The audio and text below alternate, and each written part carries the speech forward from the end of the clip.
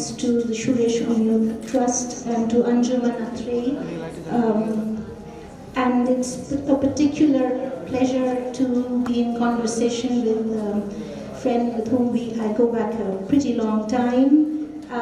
Saikat Majumdar, as you know, is author of, as you can see, a very good number of acclaimed titles, so he hardly needs an introduction as writer, academic, and particularly novelist lately.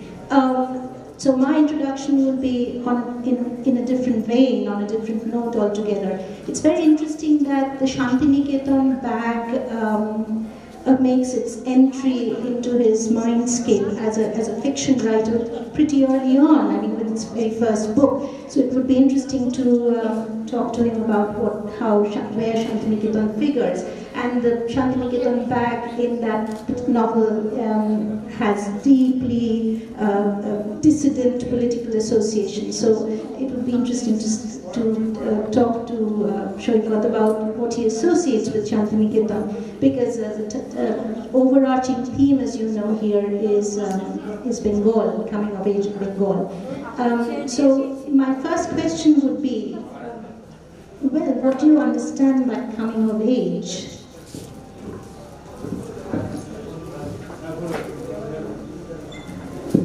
Well, thank you for being here. It's so wonderful to be here, and thank you, Anjum, for giving us the space.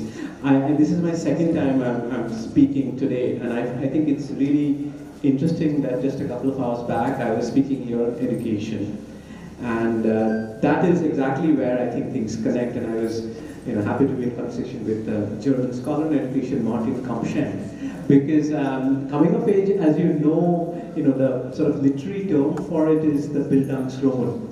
And it's very interesting that the word Bildung in German means education. And and I think in many ways, in my three novels, especially the second and the third novel, and in my other writing in criticism, and education has been a kind of an abiding theme. And if when I was talking here in the position of an educationist, and when I write a non-fiction or criticism education, or in a position of an educationist, I'm speaking for education. I'm speaking for education as something desirable. But somewhere deep down, I mentioned Louis Althusser while I was talking on the panel, that education, some of us know, it is actually a process of repression. It's sort of, it's about learning how to behave. It's about learning, why you sit in class and don't throw chalks at your teacher. Why why girls are sort of trained in a different way than boys. And also that talks about all that why we are socialized. It's about being socialized into a certain way of thinking, which is why when Boro was talking about how the Santal children are sort of moved away from this. So I know, this is what I know, and so when I write fiction, this rebel comes out, and what fascinates me most is the failure of education. So, I mean, in other words, the failure of Bildung. So when I write coming of age, it's more like the failure to come of age. And what I'm thinking especially is when Franco Moretti talks about the Bildungsroman, that what is the classic European Bildungsroman? It begins when you're a child, and then you grow up, you go to school, you go to college, you typically often go from a provincial place to a city, you seek modernity, and then it typically ends when you're in your early 20s, when you've got a job, when you become a father. Of course, the European Bildungsroman was very white and very male. So it's kind of this normative process of becoming a citizen. And I realized, without thinking about it in my novels, what I've ended up showing is how this doesn't happen. How the education actually breaks down. And I mean, we were just talking about Indra Sinha's novel, Animals People, which some of you might know, that it's about this child who is born 20 years after the Bhopal gas tragedy. And so many children were formed with deformities. And this particular child was formed in a way that he cannot walk on two legs, he walks on all fours. And he's called Janwar. And the book is called Animals People because he's Janwar. And in many ways, this is the ultimate failure of Bildung. It's the ultimate failure of becoming a human being. And I think in India, there have been so many novels. I'm thinking of Mulkraj and Anand's novels, Coolie, Untouchable. They're all about failure to become a human being. I mean, not in that poignant way, not in that traumatizing way, but I think in my novels too, I am more interested in how the integration into a normative society actually fails. So my second novel, The Firebird, which is a story of this boy's relationship with his mother. His mother is a theatre actress. And he's haunted by these questions. What does it mean to see your mother die on stage? What does it mean to see when you see your mother kiss another man? What does it really mean to see your mother enter into these intimate relationships on stage which are a kind of a lie? And then, what happens with him, the boy, is that he becomes, the initial pride of seeing his mother on stage becomes poison. And it becomes kind of something toxic. And then the story, and then he sees that the people around him also have this kind of duplicitous, kind of hypocritical attitude about actresses on stage. Like, is it okay? What does it mean for a middle-class Bengali woman to act? What does it mean for her to leave home at 6 in the evening and go and dressed up, fragrant, looking beautiful? What does it mean? And then his own relationship with theatre also becomes poison. And so in many ways, this is a failure of a normative growth. It's about a certain kind of possessiveness of the mother figure. It's a certain kind of coming of sexual age of before the right time. And in many ways, it's about his development into a psychological criminal of sorts. And this failure of becoming a normative subject is what really fascinates me. And this continues in my most recent novel, The Scent of God, where this boy is in a boarding school run by a Hindu monastic order, and he wants to be a monk, but he's also fallen in love with a classmate. It's an all-boys school, so he's fallen in love with another male classmate. And how does spiritual awakening come together with sexual awakening? And even then, there are certain decisions they make as whether to kind of live in this kind of civic life with women, or whether to become, sort of enter a certain ashram order. Even then, there is certain moving away from becoming a normative subject. And one of my, a friend of mine, Anjuma San, we were in conversation at another event, and she told me that, you see that in your boy protagonists in both these novels, they come from dysfunctional families. And when they come from dysfunctional families, it curiously frees them from the aspirations of middle class life. Study well, okay, crack the joint entrance, go to IIT. And they lead this kind of disruptive lives. So I guess it's almost like, I'm thinking of, Anna, you understand this reference well, that, they said that Milton, wrote, on his blindness, that that those also serve who stand and wait, and that was his good Christian self. And then when he wrote Paradise Lost, the character of Satan, he apparently wrote it while he was sleeping. He was half asleep, and that was his kind of it erupting. So on his blindness was his superego, and without the pretentiousness of comparing anything of Milton's position, I can say that in some ways, when I work as an educationist, when I write on education, I write a weekly column in Outlook magazine on education. When I write books on education, I make a case for this normative subject. But when I write fiction, something darker happens. Something darker, something much more grey, something more dangerous comes out. And that's where I'm actually fascinated by the failure of Bildung.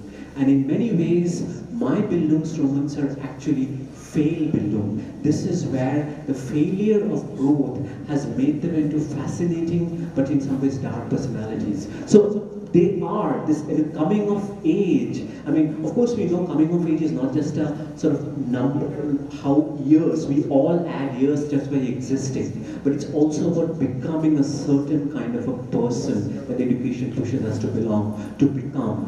And in many ways I realized in my novels have explored the failure of the process. What happens when you get into an incestuous relationship that defies the values of family? What happens when you kind of opt out of civil life and enter a monastic order? What happens when you opt out of a heterosexual life into a same-sex desire. So all of them are kind of deviations. So coming of age, I think, when you say it's a kind of deceptive word, it's coming of age, modeling on the coming of age is the kind of glorious and destructive failure of coming of age that has kind of drawn me as a novelist. Interesting. I mean, you think, speak in terms of not having a telos, as it were, so coming of age not being the kind of transformative experience it ought to be. That's rather, well, I mean, if you think in terms of the title of the work that really, with which you really arrived as a novelist, the Firebird, which has that, that motif of transformation worked into it. Well, it's interesting how you ironize it, the whole idea of transformation. The phoenix, yeah. That's right. Saikat, we both grew up in a city that I think we probably both are exiles from, if you like. And the other which we have in common is that we both attended educational institutions run by religious community. So you speak in terms of institutional repression as one of the deterrents to what you see as true coming of age in the holistic sense of, of becoming an emancipated individual, both in body and mind, something that you try to trace through your work. So, is there anything particularly Bengali about the cultural history that you're talking about? I'm thinking here about a book called The Gene by Siddhartha Mukherjee, and he talks about repression and denial being somewhere rooted into the Bengali consciousness. So what is it about, and would you like to historicize that as something particular to left-ruled Bengal over 3 decades, the kind of Bengal that, or Kolkata in particular, that we grew up in? So how would you like to historicize this failure of the Bildung? Of course, I mean, that's a great question. I mean, once you leave Bengal, you never cease to be fascinated by it. It's almost like the exile you choose. No, that's really interesting. I think I'm obviously fascinated by the repressive structure of education, and what you call emancipation might actually be a repression itself, because emancipation is the becoming the successful person, right? When you, and successful is becoming successful in a kind of a very predictable way. It's very interesting. I mean, there's several things that run to my mind as I listen to you speak. In many ways, I think I see myself very much, as many of us in the room do, I'm sure, as carrying the legacy of the Bengal Renaissance. The Bengal Renaissance, as a kind of a encounter with colonial modernity, the kind of early 19th century Ram Mohan Roy, Rabindranath, that whole tradition, and the whole Bhadralok tradition, and we very much kind of the legacy of that. And it always fascinates me how when people from outside Bengal will tell you, oh, Bengal, you have such a rich and ancient culture. And I say, what you think of Bengali culture is actually quite young. If you think about it, it's only, of course, there is a pre-Bengal Renaissance culture, which I think is actually very poorly archived. There is need to archive that, but we haven't done it. Even when Mamata Banerjee comes out with the names of metro stations, our imagination is still dotted by the Bengal Renaissance imaginary. You can see from the names. It simply can't go beyond that. So that's and I see myself as that. So when I first wrote, my first novel, Silverfish, I think it's very much a novel of modernity. All the tropes of modernity, the urban life, Flannery, bureaucracy, boredom. Is fascinated with boredom, as you know, and again, my critical book explores the meaning of boredom as an effect. What does it mean to have boredom in literature? Does boredom have certain possibilities? So these are very much, I see myself very much as carrying the legacy of the Bengal Renaissance, the kind of modernity that the Bengal Renaissance brought in. And it's very bourgeois, it's very Bhadralok, and it has its great beauties. And then, as I was telling you, what happened in 2010, I became a parent. I had a child, a daughter, and that, I think, in many ways ended up being life-changing experience for me, because I think in many ways, of course, it doesn't compare to becoming a mother in any way, but even for a father, it is as visceral as it gets. It's the kind of exchange of body fluids you do with your child, you don't even do it with your partner. It's actually quite amazing. And I think that was the closest it came to breaking out of, with the bourgeois self. And that's when I wrote The Firebird, which in many ways is also a very Calcutta novel because it's set in this 80s Calcutta, where Calcutta is caught between a decaying tradition of commercial theatre, and this kind of, which of course is frowned upon by the ruling government party because they are supporting a more left-oriented Marxist theatre, and how, these two traditions are clashing. And of course, commercial theatre is going to die out because of television, because of other reasons, and how the life of an actress is caught in between. So it's also a very Bengal novel, but the interesting part is, I felt, it in some ways went back to my own childhood because my mother was a theatre actor, and even though the story is invented and other certain things are taken from a very visceral memory of watching her on stage, what it means to go to the green room and see her wearing a wig, and then, and this kind of familiar person becomes unfamiliar, this almost fear and love that come together in watching your own mother on stage. So all of that meant a lot to me. And yet, what was interesting is, I felt with this novel, I broke the limits of modernity. In many ways, I ended up capturing something very non-modern. First of all, the spirit of performance. So performance as something going back to a very pre-modern time. Performance, as I know, as somebody who works in the novel, as somebody who works with prose, I do feel sometimes very trapped by the Enlightenment. Because in many ways my making, the rise of the novel, the rise of print, all of these things, I'm a very prose person. So Enlightenment is kind of really traps me. And of course the Bengal Renaissance is really in many ways the arrival of the European Enlightenment, in India. And suddenly, for both these books, Silverfish and Prose of the World, were books of the Bengal Renaissance, of the Enlightenment. But with The Firebird, I broke out, and I broke into a completely wild, primitive and non-modern space. It's a space of performance, of death, of the kind of love for one's mother which borders on the Oedipal. It was all a kind of, there was blood all over. There was suddenly blood all over.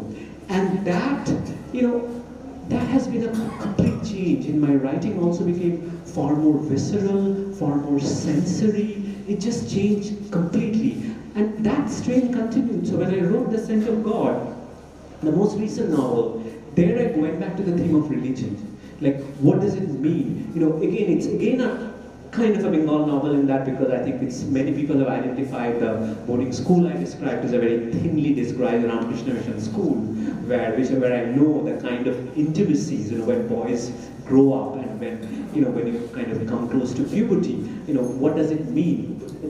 You don't care who's touching you, is it a boy or a girl? That kind of intimacy one knows. And it comes out of that space, and I think, there's been some discussion about whether, what are you trying to say is sort of an ashram space, sexual space, it's supposed to be celibate space, so there have been some sensitive discussion about it. So it's also, but at the same time, it has allowed me to reclaim religion as a subject. And religion as a subject is something I never thought I'd write about. I'm a secular person. I'm a creation. I'm a creation of Bengal Renaissance.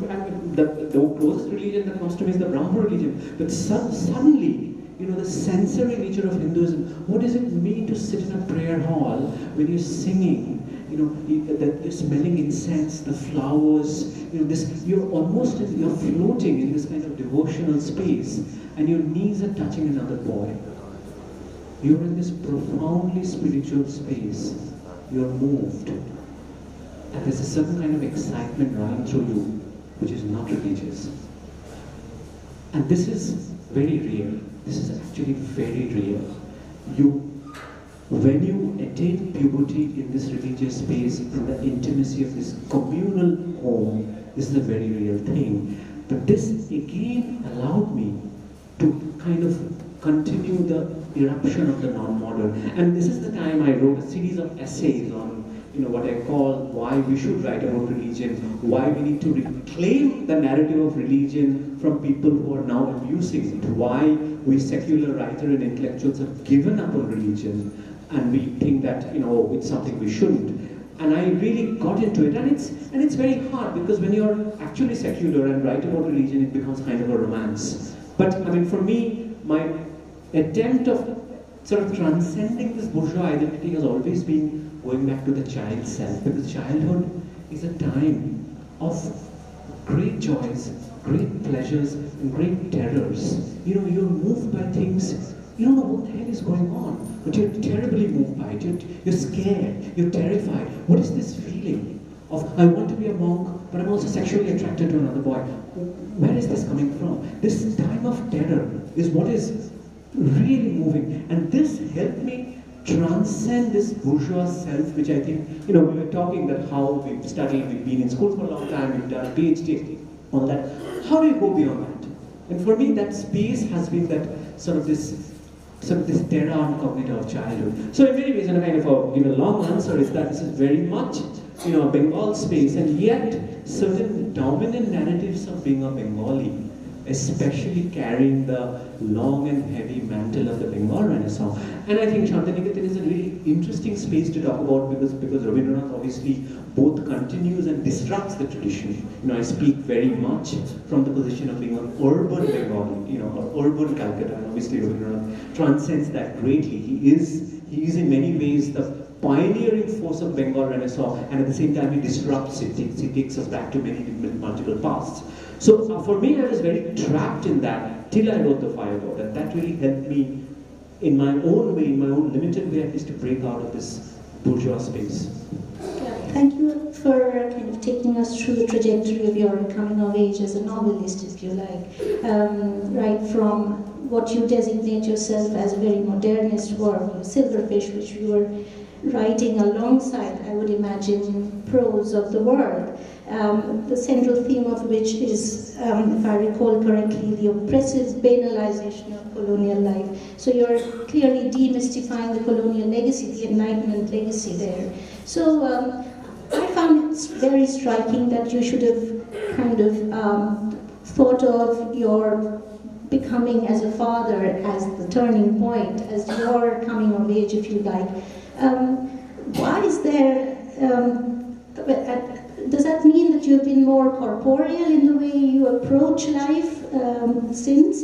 And when I talk corporeality, I'm also struck by the liquidity that you're constant kind of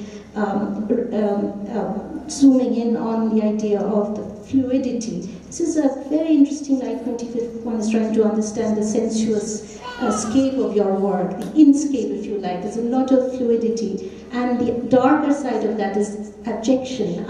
What are you trying to abject? Is there anything you're trying to disown or disavow about your life in Kolkata, your own coming of age? So, something about that. Well, I mean, there's a lot there. I mean, I always thought, you know, when people ask me, I teach creative writing as well, and they say, what is creative writing? How is it different? And I always go back to Eliot's wonderful quote that a poet is somebody who unites the smell of cooking, you know, the sound of a typewriter, falling in love and reading Spinoza. So multiple sensory things coming together. There's no distinction between thinking and feeling. And Eliot was rephrasing a poet saying that, oh, look into your heart and write. And Eliot said, why heart? Look into your heart, your brain, your digestive tracts, I might add. That's your genitalia, your entire body, this person, this entire sensibility. And that is something which I think I've learned to move towards under the watershed experience of parenthood. That really helped me. I mean, before that, I think I always aspired to it, but it was under this modernist. I've always been called a sensory writer. I've always been called a writer who is cinematic in their depictions. You know, that's how all these people saw me. But I think that body has always come in a kind of very powerful way, and I think Scent of God has been also described as a kind of sensory novel, and sensory, I think some reviewers have made it sound more steamy than it really is. It's actually not that steamy, but you know, because of the cover, which I think the very talented Pinaki Devi who was speaking earlier did it, so it clearly, you know, came across as a, and this also happened to be the year when Article 377 was outlawed, you know, so abolished. So, you know, for the first time, being gay in India was not a criminal act. And coming on the heels of that, and this really got up, and you know, obviously the first thing that happened was, you know, obviously there are all kinds of assumptions about one's sexuality being made, which is very interesting because the artist and the writer are not always kind of continuous. But it is, you know, I think it's a process of Bengal, I think, here I really go back to Joyce, on whom I've written, that I feel that the modernist writers, we talk a lot about them as cosmopolitan writers, or they global writers, but what we forget is, it was all about this journey from this provincial location. So Joyce left provincial Dublin behind, Lawrence left the mining country, a very kind of rabid working class place behind, with Catherine Mansfield, and I've written about even figures like Nirotsi Chaudhary, who made this journey from Kishoreganj and all the way, and I think that's quite fascinating, that once they reach the metropolis, Joyce goes to Paris and Trieste. What does he write about? He doesn't write about Paris. He doesn't write about Trieste. He writes about Dublin all his life. So in a way, you leave the province behind, but the province never leaves you. You leave the province to write about the province. Now, whether you would have written about it the same way if you lived there is a different question. That's a debate. But you almost, and a critic really put it well, that you kind of made provincialism a cosmopolitan thing. And I see that, and for me, what is actually very important is, when I was writing the Firebird, I was evoking North Calcutta, which was obviously again a kind of prime space for the Bengal Renaissance. But in contemporary Calcutta, it's like the unfashionable, all the cool malls are in South Calcutta. Everybody talks about that. It's like this old-fashioned place. And I was fascinated by this landscape, by these commercial theatre halls which were dying out, right in the middle of red light areas. So this whole connection between actresses and prostitutes that really runs through Calcutta, and I think it runs all around. I mean, it all came back to me in a kind of haunting way. The Weinstein scandal broke out, that how actresses and a certain kind of sexual repression and oppression have always gone together. But it was very true in the case of Calcutta. When Girish Ghosh first staged his plays, he couldn't find any middle class Bhadramohila to act. He actually had to get women from Shonagachi. And of course, Shonagachi was a very different place back then. It was, the women, they were more courtesans than prostitutes. They were extremely refined sensibility. They could perform, sing really well. But I think, even in late 80s, Calcutta, 90s, and I think, Calcutta never lost the suspicion of the morality of the actresses, especially. And if you go to North Calcutta, and some of you must have been there, Anjum Katyal is there, she would obviously know this really well. All these halls, Minerva, Sarkarina, Bishova, especially Minerva and Star, they were really not far from the red light area. And this was really fascinating to me, that how, this place was always there, and I was evoking this very provincial location. It's a kind of dull place, and then I realized that and I was writing this sitting in California. I was sitting in Palo Alto, California. I was teaching at Stanford at the time. I was writing this sitting there, and then I realized that it's not just about being away, it's about the past. I cannot, for the life of me, write about this room as I'm sitting here, as I'm looking at all of you. Give me 5 minutes, I'll walk out. When you're all gone, I can write about you. So memory, I write about absent things, and this is true of all writers, going back to Wordsworth, this is nothing new, that you write about things which are not there. Memory is a great editor. I consciously try not to take notes, I consciously try not to be an ethnographer. What stays? What you remember, what you forget.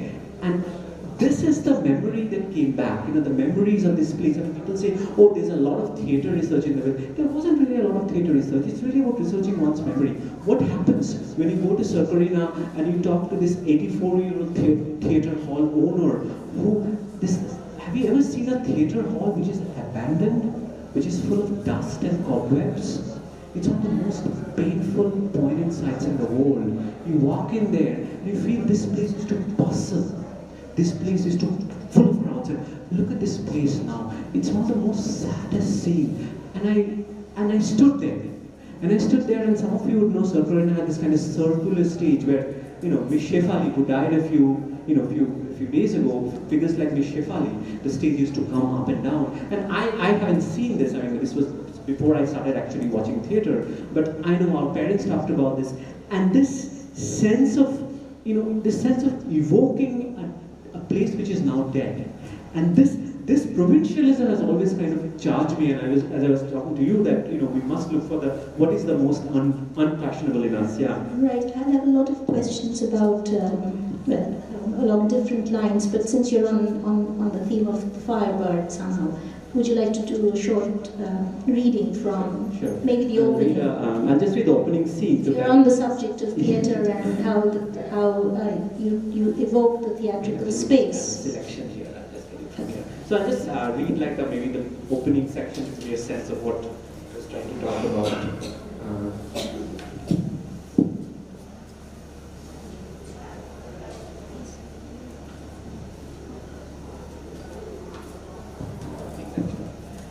Disaster came early in Ori's life, at the age of 5, the first time he saw his mother die.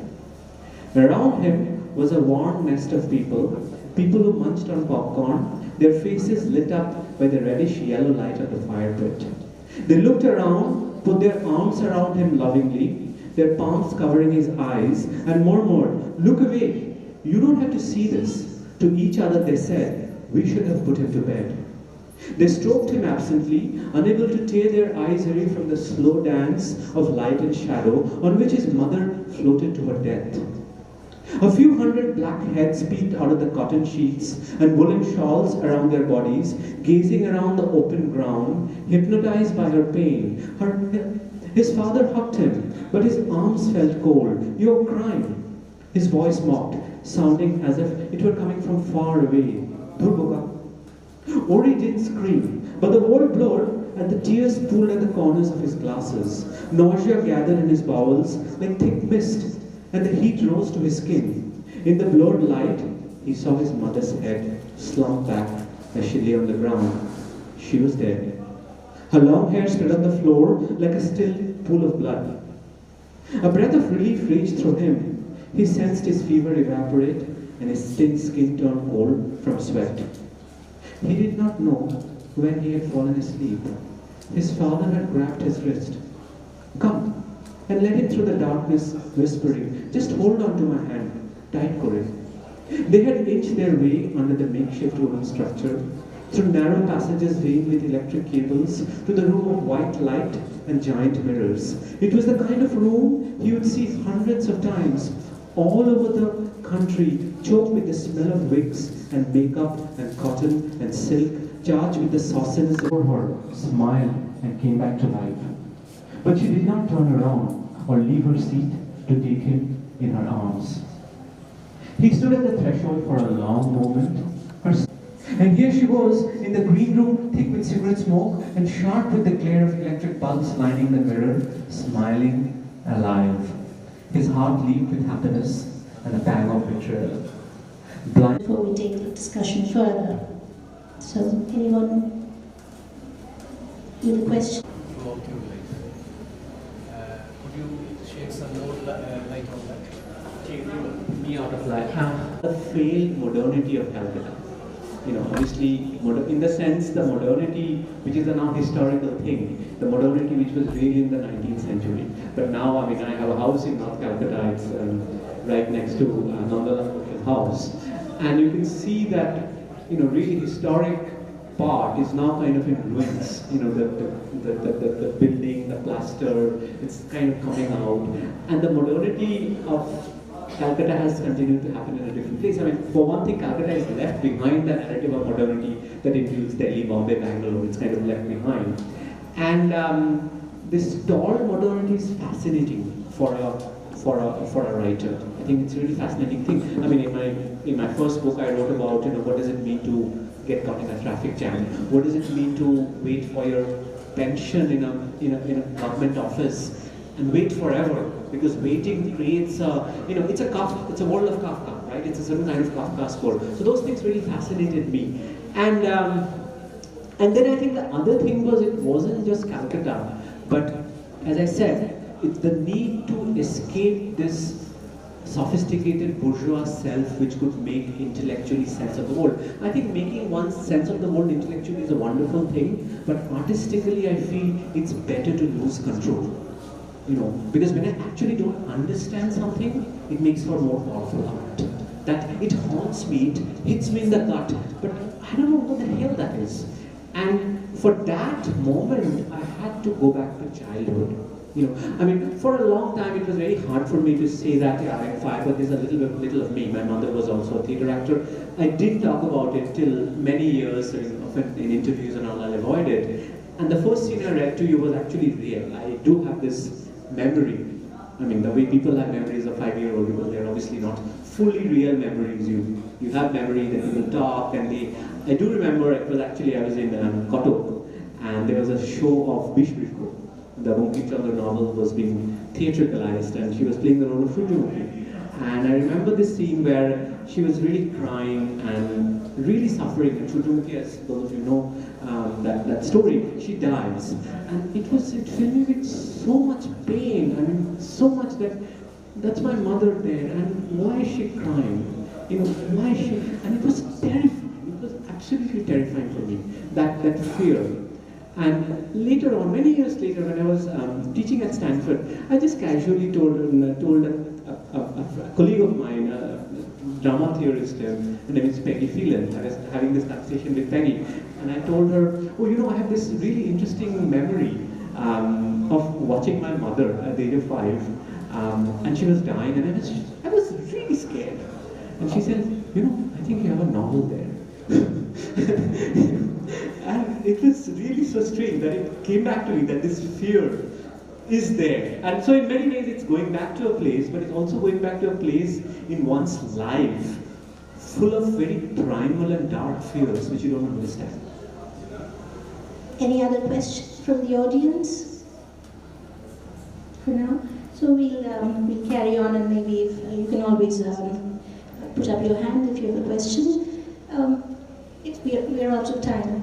Do we have time for even one question, or maybe? So, well, do you see yourself writing a novel about a girl coming of age? Because there's something very, very androgynous about the way you write. So, and you're a father to a daughter and a son, and you kind of designated your fatherhood of a daughter as the moment, really, when you come into your own as a novelist. So, where do you take this? Where do you see yourself going with this coming of age theme? I think that would be a good way to wrap up the discussion. Sure. I mean, just to conclude that, I think the scent of God was. I mean, I never thought I'd write this novel because there aren't that many women characters in this novel. It's really about 2 boys. There are some women kind of in a shadowy way. I mean, women have played a very key role in my novels, and when I wrote this novel, I was a little surprised. But then a friend of mine, a publisher of Feminist Press, and told me that she read the book and she enjoyed it, and she said that, see, I found it a very male novel, but not a masculine novel.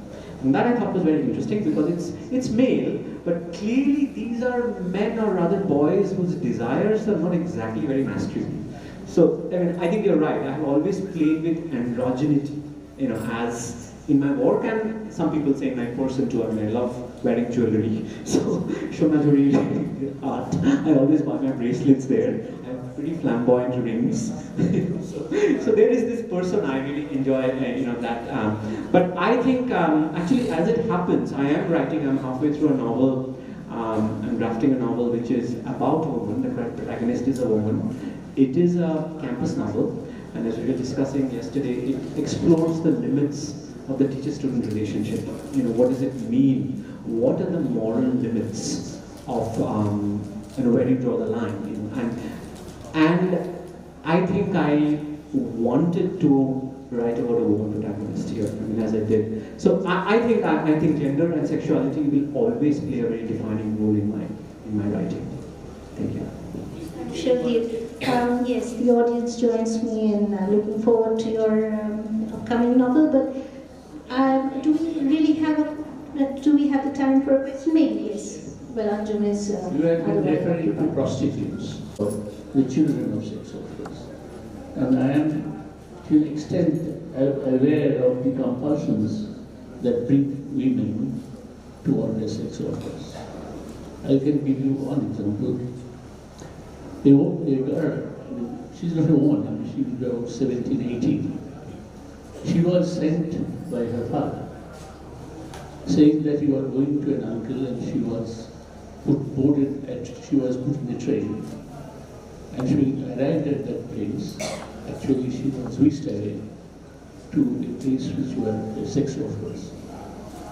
So she stayed there for 2-3 years, and saved some amount of money, and was looking for a way to come away from that place to meet her family again. And she did. And when she came, she was received with joy by her mother, by her brothers, and she gave a lot of money, bought a TV, bought a fridge for them. And after a month, the father said that when are you going back? She was aghast. And then she said that, the father said that I have another daughter to marry off, and he cannot say here, no, she has to be. That is the medium and sex workers. Thank you. I don't think there was a session. Is there a question? Yes, you have. I'm wondering that the part you read from your novel, you used the phrases like "dur boka" or something like "hold my hand tight for it." So, what was the? Did you do it intentionally, or was it because you didn't find any, the words in English equivalent to that time? Well, it's both. He writes Bangla novels, but he writes them in English. So I've been called this, creation of Bangla literature in English. So I really believe in what I call the vernacular life of English. I think it's really, I love writing. So I use the word para. In Firebird, I also use the word para. And I felt that the word neighborhood doesn't quite describe the kind of, especially if you've known a North Calcutta neighborhood, the kind of gossipy, you kind of smell what's cooking in the next house, and people will ask toder ki ranna holo ajki. I mean, that is not quite capturable in the word neighborhood. So I've used those words, and I am, I think it's that vernacular sensibility is there in a lot of my novels. So I do write in English because I think in many ways, and I think my sense of training and craft is actually very English and Western. Actually, there was a part of this extract that I read out was translated and published in Ravi Vashuryo, and I felt the translation was actually didn't work very well, because I think the syntax is actually very English. But at the same time, I think it's not just the dialogues, I think it's wonderful when one can write an English sentence and have a certain degree of awkwardness built into it. Not awkward enough to hinder communication, but awkward enough to suggest there's a shadow of another language behind it. And that is the life I think we are all trying to capture, going back to what Raja Rao said at the preface of Tantrapura. Write in English about a life that is not lived in English.